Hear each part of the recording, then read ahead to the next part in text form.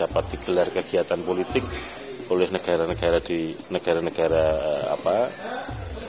lain di Malaysia, maka harus mengajukan permohonan izin.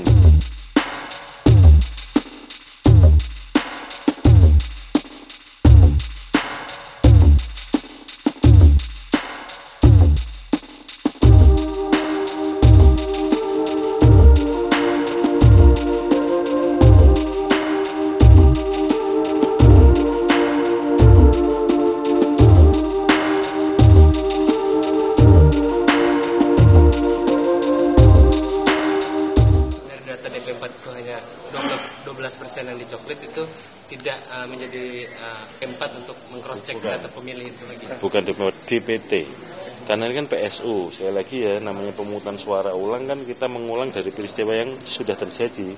Peristiwanya kan sudah ada DPT-nya, maka dari DPT itulah kita memulai menganalisis. Kira-kira begitu. Dan cara pandang ini sudah kita bahas juga dengan teman-teman Bawaslu dalam beberapa kali rapat terakhir yang kita gelar antara KPU dan Bawaslu untuk menyikapi situasi ini. Untuk perhitungannya berarti setelah berapa hari setelah? Jadi rencananya kalau pemungutan suara, metode TPS dan metode KSK dilaksanakan pada hari Ahad tanggal 10 Maret, maka setelah itu kan dilanjutkan dengan penghitungan suara. Jadi targetnya ya penghitungan suara selesai di tanggal 11 ya. Dan kemudian ada jeda untuk mempersiapkan segala sesuatunya.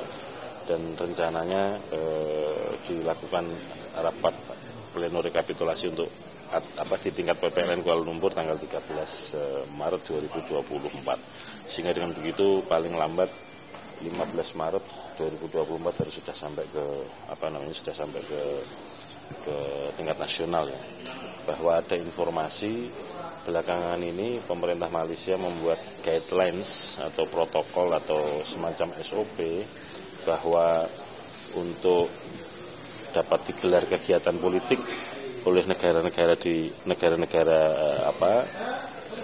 lain di Malaysia, maka harus mengajukan permohonan izin dan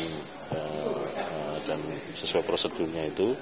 Kalau kegiatannya di ruangan premis atau wilayah otoritasnya Indonesia seperti KBRI, KJRI, Wisma Duta atau Sekolah Indonesia, prosedurnya harus ditempuh 3 bulan sebelum kegiatan. Kalau yang di luar premis itu prosesnya 6 bulan sebelumnya. Padahal kegiatan-kegiatan pemilu sebelumnya nggak seperti itu. Oleh karena itu, karena waktunya mepet, kami sudah melaporkan kepada Presiden, kami mohon bantuan, fasilitasi supaya ada pembicaraan, katakanlah pada tingkat tinggi ya, Presiden dengan Perdana Menteri Malaysia untuk meminta bantuan fasilitasi supaya kemudian dapat digelar pemungutan suara ulang di Kuala Lumpur. Mas, kemarin plan B jika memang upaya dari Presiden atau Kementerian itu tidak berhasil, apakah ada plan B? Saya yakin optimis. Sejauh ini seperti apa sih Mas? Ini persiapannya sudah sampai mana? Logistik apakah sudah dikirim lagi? Ya kan berdasarkan DPT baru kita produksi kan, surat suara, formulir, kotak suara dan seterusnya.